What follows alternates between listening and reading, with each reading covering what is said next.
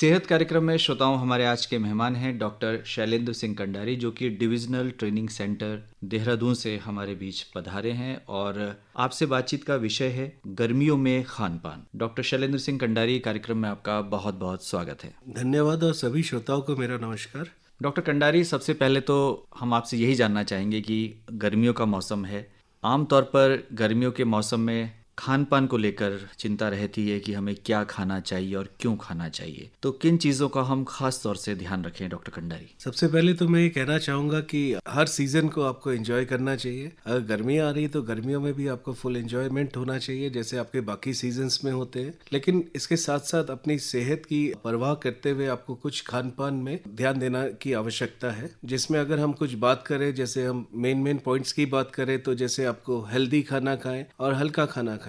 दूसरा, आप गर्मियों में ओवर एक्सपोजर धूप से बचें। तीसरा, आप पानी की मात्रा अधिक से अधिक पानी की मात्रा लें, जिसमें कम से कम अगर मैं बात करूं तो 8 से 10 ग्लास पानी जरूर पिएं। फिर उसके बाद नियमित तौर पे जैसे आप आराम करते हैं उसी तरीके से आराम करिए और रात के समय आप हल्का भोजन लें ताकि वो पचने में भी आपका आराम हो और उसमें आपको नींद भी अच्छी आए। कपड़ों की बात करें तो कपड़े भी आप हल्के कलर के कपड़े पहने और अगर हो सके तो कॉटन के कपड़े पहने, क्योंकि कॉटन जो है आपका जो है एब्जॉर्प्शन उसमें पसीने को सोखने में काम करता है और जो है हल्के कपड़े पहनने से आपका जो है हीट का एब्जॉर्प्शन कम होगा और ऊपर से आपका पसीने का कॉटन कपड़ों से आपका पसीने आराम से सूखेगा। डॉक्टर कंडारी, आपने कहा कि ओवर एक्सपोजर से बचें। ओवर एक्सपोजर से हम क्या माने? ओवर एक्सपोजर की बात करें तो ओवर एक्सपोजर का मतलब हो गया कि आपका, जैसे आप देख रहे हैं कि धीरे धीरे हमारा टेम्परेचर बढ़ रहा है। इन टेम्परेचर्स की वजह से जो है धीरे धीरे हमारे शरीर का एक नॉर्मल टेम्परेचर है जो हम कहते हैं 37 डिग्री सेल्सियस। तो अगर हमारा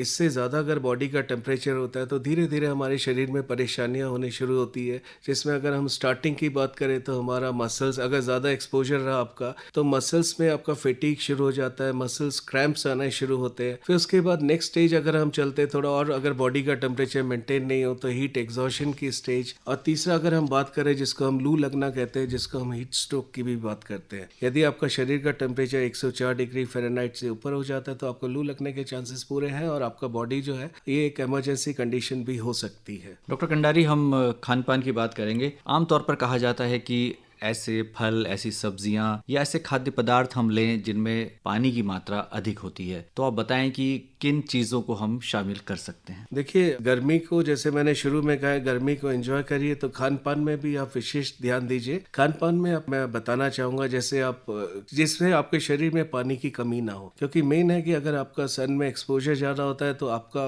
वाटर लॉस बॉडी से ज़्यादा किसी भी रूप में ज़्यादा हो जाता है, चाहे वो पसीने का रूप हो। तो इस तरीके से वाटर को जो है रिगेन करने के लिए, वाटर लॉस को रिगेन करने के लिए कुछ खाद्य पदार्थ ऐसे हैं जिसमें अत्यधिक आपके वाटर की कंटेंट्स रहते हैं। जैसे हम एग्जांपल दें, अगर हम खीरा, अगर आप रोज खीरा खाते हैं तो खीरे में ही हम ये बोलेंगे कि 95% आपका वाटर होता है, पानी के। ये दूसरा चीज, खीरे की एक और फायदा कि आपके बॉडी को डिटॉक्सिफाई करता है, जो हार्मफुल टॉक्सिन्स होते हैं को रिमूव करने में हेल्प करता है। तीसरा जो है, खीरा को अपने आप में एक विशेषता है कि इसमें फाइबर्स बहुत होते हैं जो आपके कॉन्स्टिपेशन और इससे बचाव का कार्य करता है और इसमें बहुत कम कैलोरीज होती है। अगर हम 100 ग्राम खीरे की बात करें कि 100 ग्राम अगर एक उसका ये ले लें तो उसमें बहुत कम, उसमें सिर्फ 16 कैलोरीज आपकी होती है और इसमें जो होता है बाकी स्किन में तो सूदनिंग इफेक्ट है ही। इसके बाद जैसे खीरे के बाद बात करें तरबूज की, तरबूज को आजकल तरबूज हर जगह पे अवेलेबल है। तरबूज में भी आपका जो है कम से कम 92% तो आपका पानी की मात्रा है। तरबूज में एक और चीज इसकी अगर हम बात करें तो इसमें एक अमीनो एसिड प्रोटीन का एक पार्ट है जिसको हम एल-सिट्रोलिन कहते हैं, जो हमारे शरीर में जो है रक्त स्राव को जो है मेंटेन करके रखता है। तो इससे जो होता है आपका सर्कुलेशन भी मेंटेन रहता है, ब्लड फ्लो भी मेंटेन करता है। फिर इसमें एंटीऑक्सीडेंट प्रॉपर्टी है, विटामिन सी जो है आपका इन्फेक्शंस वगैरह से बचाव करता है। तो इसके बाद जो है फिर हम पुदीना की बात करें, जो आपके आजकल हर जगह पे पुदीना अवेलेबल है, इसमें भी एंटीऑक्सीडेंट की मात्रा अधिक है। और उसके बाद मेंथोल की बात यह है, जैसे आप देखते हैं कि आपके टॉफीज वगैरह में भी मेंथोल आपका सुनने में आता है ये चीज। फिर एक फाइलोन्यूट्रिएंट्स भी बोलते हैं आपका इसको, पुदीना को। फाइलोन्यूट्रिएंट्स का मतलब इसमें ऐसी खुशबू आती है जो बैक्टीरिया वायरस को दूर करता है,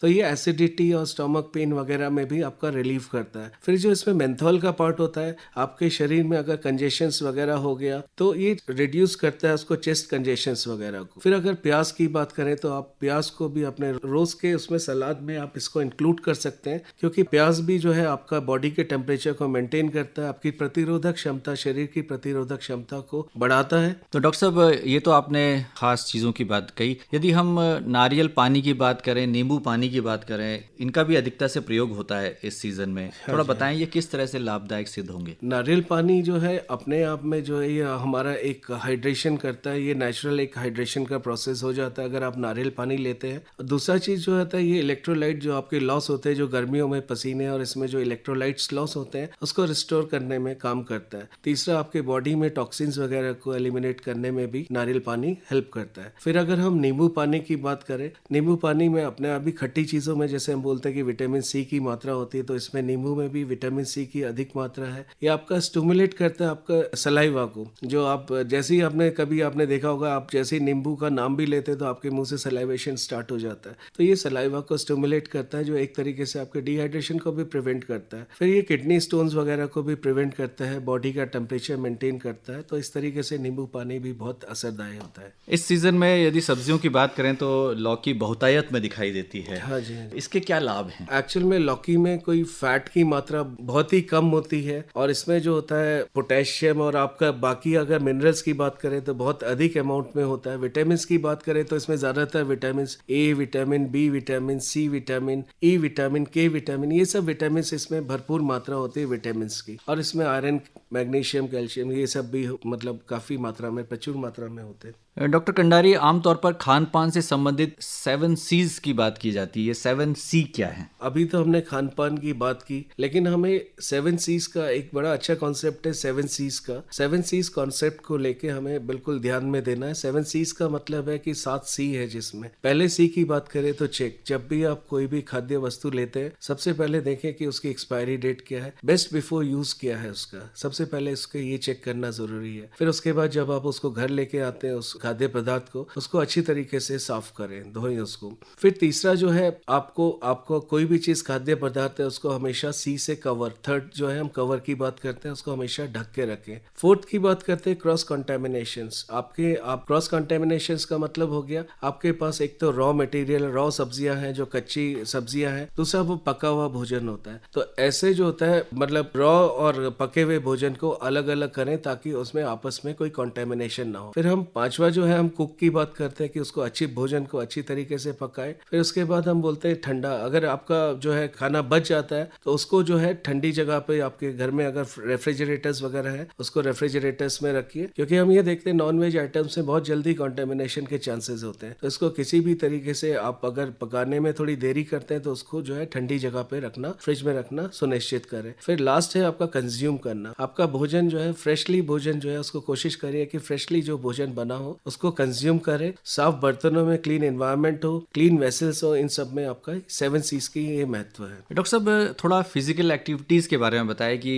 सर्दियों में तो खूब एक्टिविटीज़ रहती हैं, सर्दी भी होती है लेकिन इंसान खूब एक्टिव रहता है। गर्मियों में किस तरह से अपने को एक्टिव रख सकता है? देखिए, फिजिकल एक्टिविटीज़ की बात करें तो हम फिजिकल एक्टिविटीज़ में जनरली हम बोलते हैं कि एक व्यक्ति को कम से कम हफ्ते में 150 मिनट की एक्सरसाइज ज़रूरी है। 150 मिनट एक्सरसाइज यदि आप किसी को बोलते हैं तो ये क्लियर कॉन्सेप्ट नहीं होता कि 150 मिनट क्या है। हफ्ते में 5 दिन 150 मिनट, तो अगर इसको हम 150 मिनट को अगर हम 5 दिन से डिवाइड करें तो एक दिन में कम से कम 30 मिनट की एक्सरसाइज उसके लिए ज़रूरी है। यदि कोई महिला पुरुष को ये दिक्कत है कि उनके पास 30 मिनट का टाइम लगातार नहीं होता है, तो इस 30 मिनट को वो 10-10 मिनट के 3 हिस्से में डिवाइड करके, लेकिन एक्सरसाइज ऐसी हो कि उनकी धड़कने भी चले, ब्रिस्क एक्सरसाइज जिसको हम बोलेंगे, जैसे आपका ब्रिस्क वॉकिंग हो गया, आपका स्किपिंग हो गया, साइकिलिंग हो गया, ऐसी एक्सरसाइज करें जिससे आपके पसीने भी आए और धड़कने भी थोड़ा सा तेज चलने लगे। डॉक्टर साहब, बहुत विस्तार से आपने बातें बताई और निश्चित तौर से ये मददगार साबित होंगी इन गर्मियों में, यदि हम पूरी तरह से मौसम का आनंद लेना चाहते हैं तो। लेकिन यही मौसम है जब संक्रमण भी अधिक मात्रा में देखने को आते हैं, और इस दौर में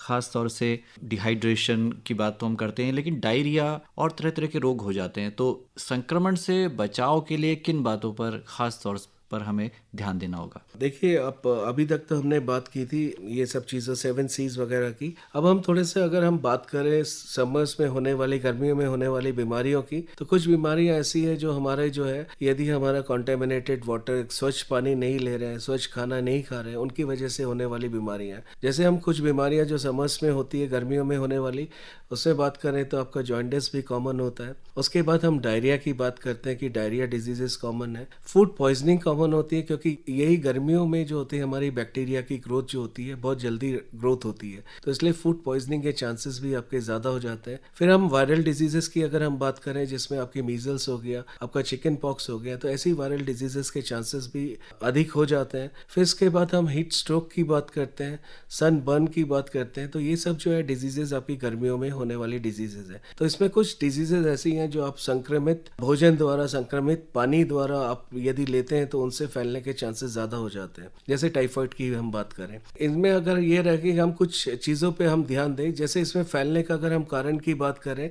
जैसे अभी हमने 7C की बात की थी, इसी तरीके से हम 5F की बात करते हैं। 5F का मतलब है यदि कोई ओपन में डिफिकेशन या ओपन में शौच करता है, खुले में शौच करता है, तो उसके शौच में यदि कीटाणु का संक्रमण होता है तो वो पानी में भी संक्रमण हो सकता है, आपकी उंगलियों में संक्रमण हो सकता है, मक्खियों द्वारा संक्रमण हो सकता है, या खुले खेत में अगर आप इस तरीके से कर रहे हैं तो खेत से भी आपका संक्रमण होने के चांसेस है। जो ये संक्रमण किसी तरीके से भी, चाहे वो आपके उंगलियों के रास्ते, चाहे वो मक्खियों के रास्ते, आपके भोजन में चले जाता है। और यदि कोई स्वस्थ व्यक्ति इन भोजन को ये ग्रहण करता है तो इसमें जो है उसके शरीर में भी संक्रमण होने के चांसेस हो जाते हैं। तो इसमें मैं विशेषकर ये कहना चाहूँगा कि आप खुले में शौच ना करें, पहली बात। दूसरा जो है, इन कीटाणुओं से, जैसे अभी हमने कोरोना में बात की थी हैंड हाइजीन को लेके, हैंड वॉशिंग को लेके, तो हैंड वॉशिंग अपना जो है, हैंड वॉशिंग पे विशेषकर अपना ध्यान दें। जब भी आप शौच से पहले, शौच के बाद, खाने से पहले, खाने के बाद अच्छे से आप हाथ धोएं अपना, और हमेशा ध्यान रखें कि ये संक्रमण का रास्ता आपकी उंगलियां भी हो सकती है। और दूसरी बात है कि आप मक्खियों, मच्छरों से आजकल सावधानी थोड़ा सा बरतें। तो डॉक्टर साहब, बहुत ही विस्तार से आपने बताया, अंत में क्या कहना चाहेंगे हमारे श्रोताओं से? अंत में यही कहना चाहूँगा कि ये कुछ सावधानियां हैं। पहली बात तो हमने खान पान की बात की थी, तो आप जितना भी आप साइट्रस फ्रूट्स ले सकते हैं, और ये जो आपके जो नॉर्मल चीज़ें अवेलेबल हैं, जो आजकल सीजनल फ्रूट्स हैं, सीजनल सब्जियां हैं, उसका भरपूर इस्तेमाल कीजिए। आप 7 C's पे ध्यान दीजिए जो हमने बात की थी, और ये संक्रमण का जो 5F वाला जो हमने बात की है उस पे ध्यान देंगे, तो आप गर्मियों को पूरी तरीके से, बीमारी से मुक्त होकर आप पूरे गर्मियों को एंजॉय कर सकते हैं और किसी भी प्रकार के संक्रमण से बच सकते हैं। डॉक्टर शैलेंद्र सिंह कंडारी, आज आप हमारे इस कार्यक्रम में आए और गर्मियों में खान पान और अन्य सावधानियों के विषय में आपने बहुत ही महत्वपूर्ण जानकारी हमारे श्रोताओं के साथ साझा की। आकाशवाणी स्टूडियोज में आने के लिए आपका बहुत बहुत आभार, बहुत बहुत धन्यवाद। धन्यवाद।